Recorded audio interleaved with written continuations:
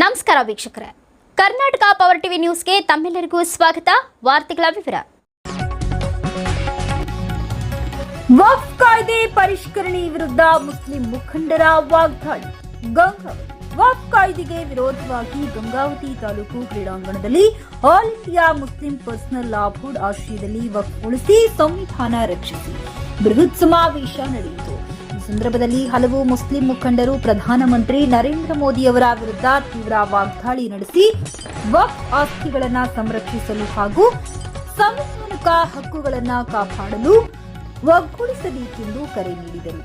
ಗಂಗಾವತಿ ತಾಲೂಕು ಕ್ರೀಡಾಂಗಣದಲ್ಲಿ ವಕ್ಫ್ ಕಾಯ್ದೆಗೆ ವಿರೋಧವಾಗಿ all India Muslim personal law board ಆಶ್ರಯದಲ್ಲಿ ಹಮ್ಮಿಕೊಂಡಿದ್ದ ಕಾರ್ಯಕ್ರಮದಲ್ಲಿ ಎಸ್ಡಿಪಿಐ ಸಂಘಟನೆಯ ರಾಜ್ಯಾಧ್ಯಕ್ಷ ಅಬ್ದುಲ್ ಮಜೀದ್ ಉದ್ದೇಶಿಸಿ ಮಾತನಾಡಿದರು. ದೇಶದಲ್ಲಿ ಸುಮಾರು 20 ಕೋಟಿಗೂ ಹೆಚ್ಚು ಮುಸ್ಲಿಂ ಜನಸಂಖ್ಯೆ ಇದ್ದರೂ ಯಾವೊಬ್ಬರೂ ವಕ್ಫ್ ಆಸ್ತಿಗೆ ಸಂಬಂಧಿತ ಅರ್ಜಿ ಸಲ್ಲಿಸಿಲ್ಲ ಎಂದು ಹೇಳಿ ಕೇಂದ್ರ ಸರ್ಕಾರದ ಹೊಸ ವಕ್ಫ್ ಕಾಯ್ದೆಯ ವಿರುದ್ಧ ಎಸ್ಡಿಪಿಐ ಪಕ್ಷದ ರಾಜ್ಯಾಧ್ಯಕ್ಷ ಅಬ್ದುಲ್ ಮಜೀದ್ ತೀವ್ರ ವಾಗ್ದಾಳಿ ನಡೆಸಿದರು.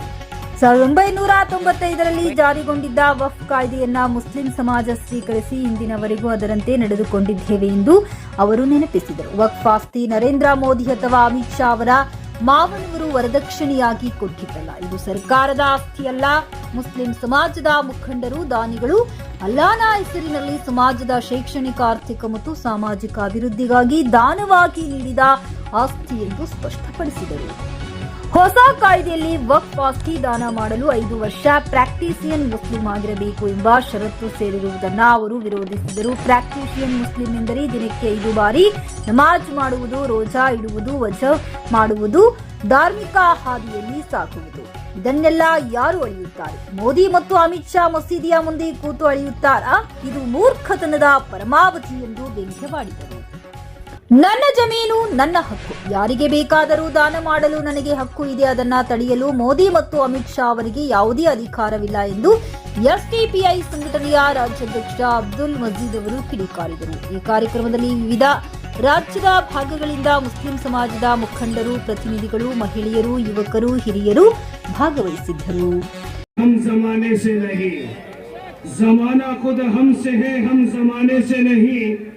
इस पर एक हदीस है रसूलुल्लाह सल्लल्लाहु अलैहि वसल्लम की, ला तक़ूमु अस्साअतु हत्ता युक़ाल फिल अर्ज़ि अल्लाह अल्लाह.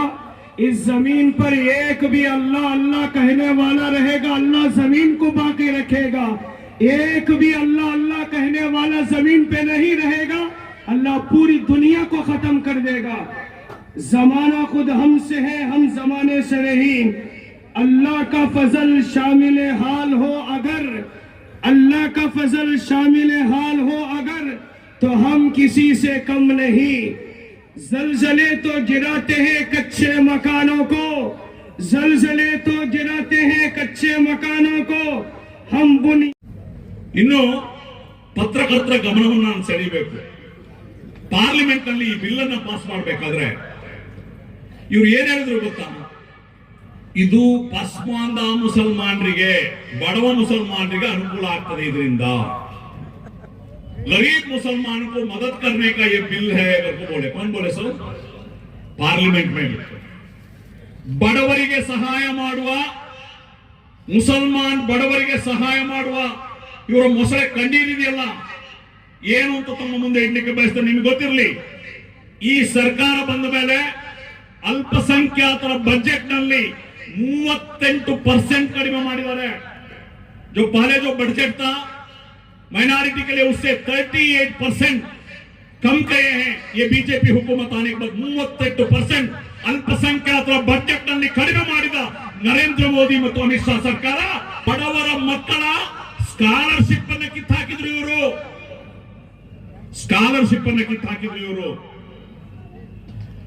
ಒಂದು ಅಂದ್ರೆ ಮುಸಲ್ಮಾನ ಎಜುಕೇಶನ್ ಮಾಡಲಿಕ್ಕೆ ವಿದ್ಯಾರ್ಥಿಗಳಿಗೆ PhD ಮಾಡಲಿಕ್ಕೆ ಒಂದು ಫೆಲೋಶಿಪ್ ಇತ್ತು ಕೇಂದ್ರದಲ್ಲಿ.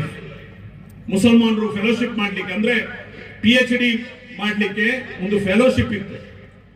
35,000 ತಿಂಗಳಿಗೆ ಕೊಡ್ತಾ ಇದ್ರು. ಸರಿಸುಮಾರು ಆವರೇಜ್ ಒಂದು ವರ್ಷಕ್ಕೆ 700 ವಿದ್ಯಾರ್ಥಿಗಳು ಅದರಲ್ಲಿ ಎನ್ರೋಲ್ ಆಗ್ತಾ ಇದ್ರು. ಆ ಫೆಲೋಶಿಪ್ ಅನ್ನ ಕಟ್ ಮಾಡಿದ್ರು ನರೇಂದ್ರ ಮೋದಿ ಅವರೇ, ಅಮಿತ್ ಶಾ ಅವರೇ. ಬಡವರಿಗೆ ಸಹಾಯ ಮಾಡ್ತೀನಿ ಅಂತ ಹೇಳುವ ನಿಮ್ಮ ಈ ಸುಳ್ಳು ಮುಸಲ್ಮಾನರನ್ನ ಉನ್ನತ ವಿದ್ಯಾಭ್ಯಾಸಕ್ಕೆ ಹೋಗುವ ಫೆಲೋಶಿಪ್ ಅನ್ನ ಕಟ್ ಮಾಡೋದ್ರ ಮೂಲಕ ಅದನ್ನ ತೆಗೆದಾರ ಮೂಲಕ ನೀವು ಅನ್ಯಾಯ ಮಾಡಿದನ್ನ ಈ ಸಮುದಾಯ ಮರ್ತಿಲ್ಲ ಅನ್ನುವಂಥದ್ದು ನಿಮಗೆ ನೆನಪಿಸಲಿಕ್ಕೆ ಬಯಸ್ತೇನೆ.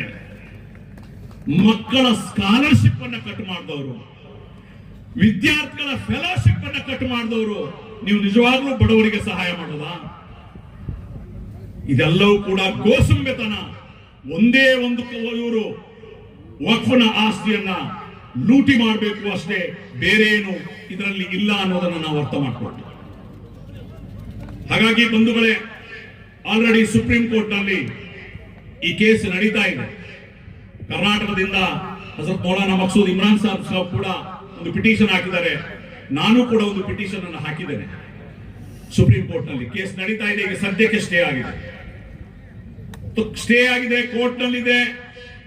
ಏನೋ ನಮಗೆ ರಿಲೀಫ್ ಸಿಗ್ಬೋದು, ज्यादा उम्मीद रखो नको. बाबरी मस्जिद का जजमेंट क्या हुआ आप जानते हैं. कर्नाटका में हिजाब का जजमेंट क्या हुआ आप जानते हैं. बहुत बड़ा उम्मीद, बहुत बड़ा भरोसा रख लेकर होने को क्या करना है हम लोग. अल्हम्दुलिल्लाह हमारे लीडर्स, हमारे जिम्मेदारान, हमारे वकील इसमें जद्दोजहद करेंगे, लड़ेंगे. मगर जब तक हम लोग सड़क में नहीं आते, जब तक हम लोग एहतजाज नहीं करते, हमारा एहतजाज जारी नहीं रखते, कोई भी हमारे इश्यू एड्रेस नहीं होने वाला नहीं है. याद रख लो. ಯಾವುದೇ ನಮ್ಮ ಸ್ವಾಭಿಮಾನದ ಹಕ್ಕುಗಳಿಗೆ, ಸಂವಿಧಾನಬದ್ಧ ಹಕ್ಕುಗಳಿಗೆ ಹೋರಾಟ ಮಾತ್ರ ನಮ್ಮನ್ನು ರಕ್ಷಣೆ ಮಾಡಲಿಕ್ಕೆ ಸಾಧ್ಯ ಅನ್ನುವಂತ ಕಟು ಸತ್ಯವನ್ನ ನಿಮಗೆ ತಿಳಿಸಲಿಕ್ಕೆ ಬಯಸ್ತೇನೆ. आज आकर इस जलसे में आकर फिर रिटर्न गए तो हो गया, हम जलसे में आ गए, पूरा सही हो गया. नहीं, इस कौम जो फेस कर रहा है हर दिन जुल्म, हर दिन नाइंसाफी, इसके बारे में फिक्र करना है, जद्दोजहद करना है, मेहनत करना है. कम से कम कौन इसको कर रही, उनको तो तायद करना है, उनको तो मदद करना है. अफसोस होता है कौम के बारे में सोचे तो, क्या कौम है ये, क्यों इसका ऊपर इतना बड़ा आटम बम तुम्हारा सर पे है, फिर भी फिक्र नहीं है. हम मस्त थे, बड़े बड़े शादियां करने में, बड़े बड़े प्रोग्राम करने में, एंजॉय करने में, लाइफ एंजॉय करने में बिजी हैं. कोई भी लोग इस कौम का जो ऊपर होने वाला जुल्म, नाइंसाफी के बारे में फिक्र करने वाले बहुत चंद कम लोग हैं. ಇನ್ನೊಂದು ವಿಚಾರ ನಾನು ಹೇಳಲಿಕ್ಕೆ ಬಯಸ್ತೇನೆ. ಇದರಲ್ಲಿ ಈಗ ಒಂದು ಇವರು ಈ ಕಾನೂನಿನಲ್ಲಿ ಒಂದು ಪೋರ್ಟಲ್ ಮಾಡಿದ್ದಾರೆ, ಒಂದು ಆಸ್ತಿಗಳ ನೋಂದಾವಣೆ ಮಾಡಬೇಕು ಪೋರ್ಟಲ್ ಮಾಡಿದ್ದಾರೆ. ಆ ಪೋರ್ಟಲ್ ನಲ್ಲಿ 13 ಕ್ವಶನ್ಗಳಿದೆ. मुतवल्ली से ही कहते हैं, मुतवल्ली से हम क्या बेटी का मुतवल्ली बहुत है ना. आज इस स्टेडियम के अंदर तहफ़्फ़ुज़े औक़ाफ़ वक्फ़ प्रोटेक्शन के नाम पे जो मंजर देख रहा हूं, इस मंजर को क्या नाम दूं सवाए इसके कि आपने नेशनल हाईवे देखा है. आपके यहां भी तो हाईवे है ना. एक हाईवे में कितनी लेन होती है भाई? 6 लेन होती है. एक एक हाईवे में 6 लेन होती है. इस्लाम वो अजीम हाईवे है जिस पर कई मसलकों की लाइन चल रही है.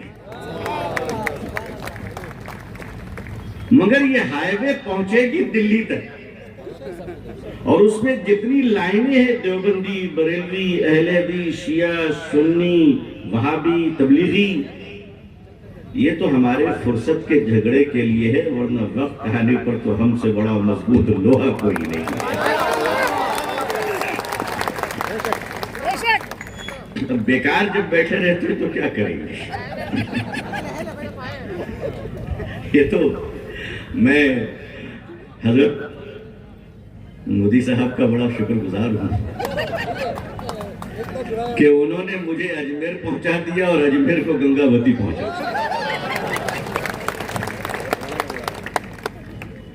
गालिबन दिसंबर का महीना था सरवर भाई,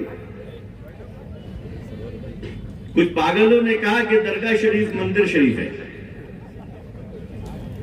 ठीक है, ये देश सूफी संतों की धरती है, ये देश मस्जिदों मंदिरों की धरती है, ये देश अजीम सूफियों के मज़ारात, खानकाहें, करबला, आशूर खाना की धरती है।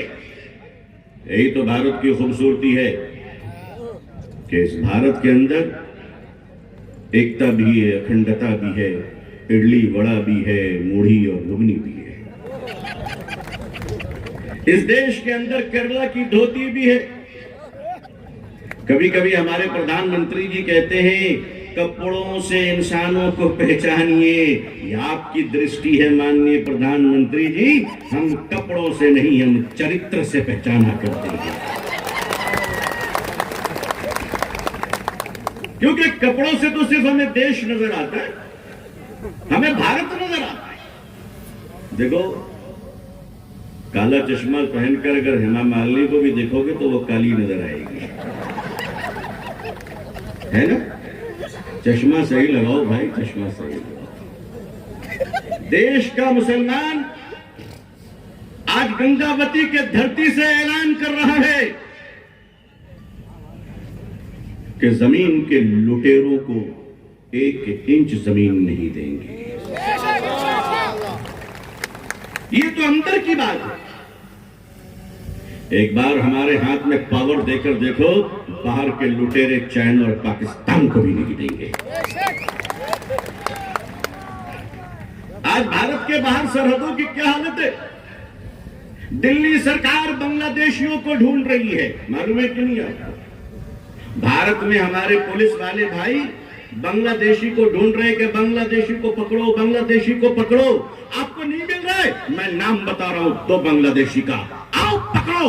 एक का नाम तस्लीमा नसरीन है, दूसरा का नाम हसीना है। बोलिए ना, बांग्लादेशी है क्या? झुग्गी झोपड़ियों के लोगों को निकालते हो कि वो गरीब है, तो ये दोनों तुम्हारी कौन है रिश्ते में? कौन लगती है? निकालो तस्लीमा नसरीन को, निकालो हसीना को, भेजो उनके देश। ये भारत भारतीयों का देश है, विदेशियों का गेस्ट हाउस नहीं है। एक नई नई चीजें, मुसीबतें ला दी गई। कभी कहते साहब खुदाई करो, सऊदी वाले खोदते हैं तो तेल निकलता है, सिंगापुर वाले खोदते हैं तो सोना निकलता है, धर्मस्थला में खोदा जा रहा है, क्या निकल रहा है भाई? क्या निकल रहा है? पूरा पर्स लाना था ये देश का गौरव है, पर्स लेकर आओ बोला। ये इज्जत है। ये देश कहां जा रहा है? धर्म के नाम पर तुम पागल तैयार करना चाहते हो, हम धर्म के नाम पर सूफी और संत तैयार करना चाहते हैं।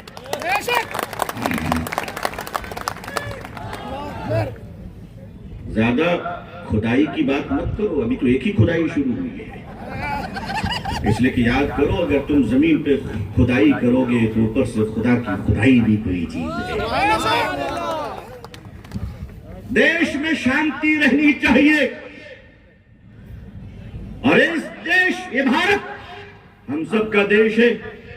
भारत के करोड़ों शांतिपूर्ण हिंदू भाइयों, आपके चरणों में, आपके कदमों में मोहब्बत भरा सलाम पेश करता हुआ अर्ज कर रहा हूं कि जमीन के लैंड ब्रोकर आएंगे और चले जाएंगे, हमारी ईद बाकी, तुम्हारी दिवाली बाकी रहेगी। इन ब्रोकरों के चक्करों में हम लोगों ने क्या करना शुरू कर दिया? सच कहा हमारे भाई ने, मजी साहब ने, वक्फ की जितनी जमीनें हैं, ये जाहिर है कि हमारे बुजुर्गों ने दिए हैं, हमारे बाप दादा ने दिए हैं, हमारे पुरखों ने दिया है। ये सिर्फ अडानी साहब को अपार्टमेंट के लिए, टाउनशिप बनाने के लिए मुसलमानों की वक्फ जमीनें अलॉट करने की कॉन्स्पिरेसी है, जिस तरह बंबई के धारावाही की पूरी प्रॉपर्टी को प्राइवेट लिमिटेड कंपनी को दिया गया। मैं अडानी जी से भी कहूंगा, खुदा ने आपको बहुत दिया है, कितना लीजिएगा? हर एक की जिंदगी में दोपहर के बाद शाम आती है। अब पूंजीपतियों के जीवन में भी शाम आ रही है। उस शाम की स्विच ऑफ करने वाले का नाम है दीवाना डोनाल्ड ट्रंप।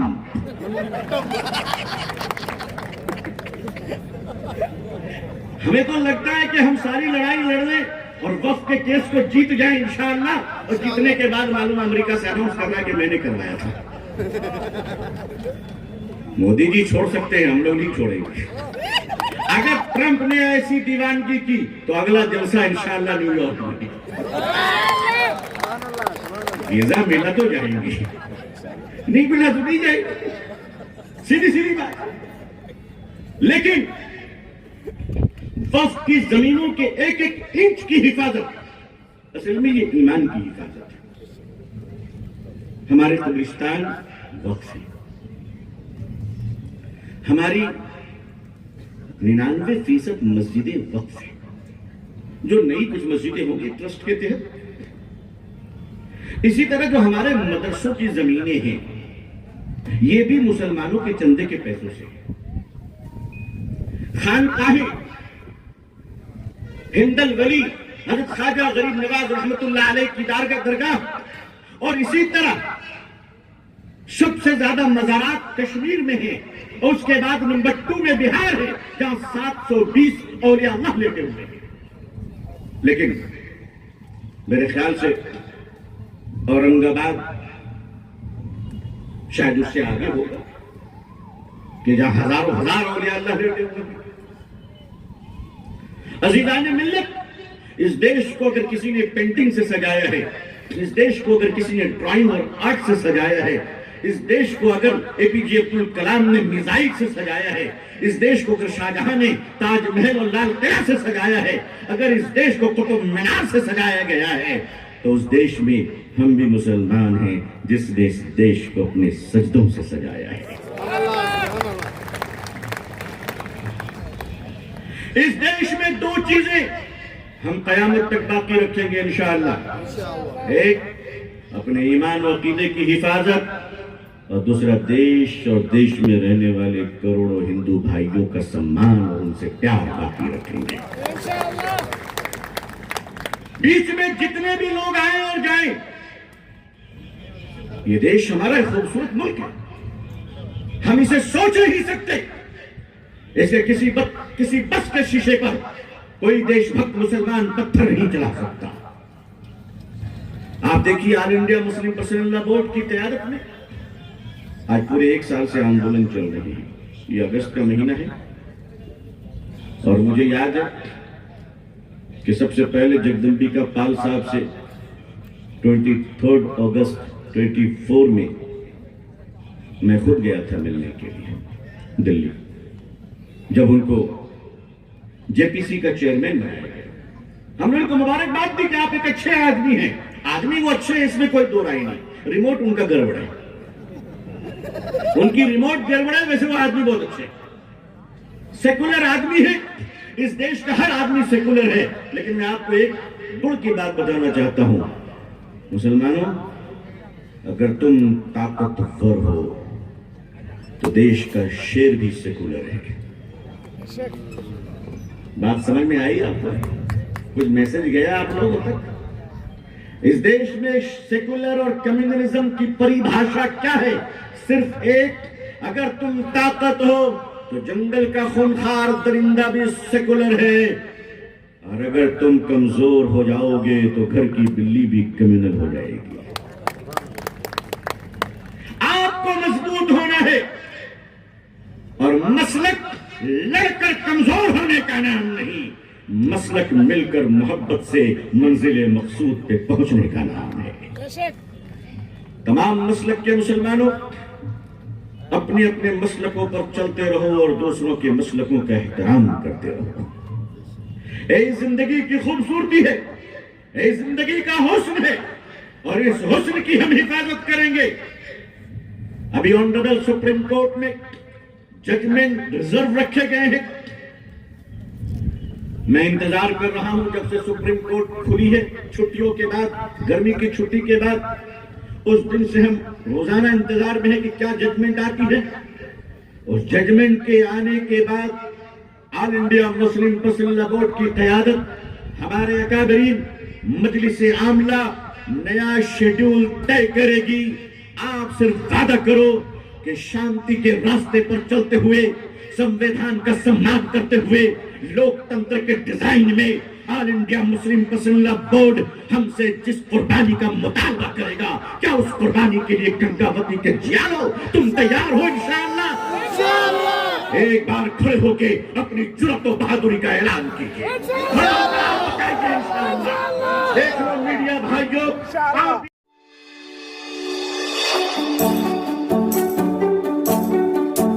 ನೀವಿನ್ನು ನಮ್ಮ ಚಾನೆಲ್ಗೆ ಸಬ್ಸ್ಕ್ರೈಬ್ ಮಾಡಿಲ್ಲವೇ? ಹಾಗಿದ್ರೆ ತಡಬೇಕೆ? ಹಿಂದೆ ಸಬ್ಸ್ಕ್ರೈಬ್ ಮಾಡಿ, ಬೆಲ್ ಐಕಾನ್ ಪ್ರೆಸ್ ಮಾಡಿ, ಶೇರ್ ಮಾಡಿ, ಕಮೆಂಟ್ ಮಾಡಿ.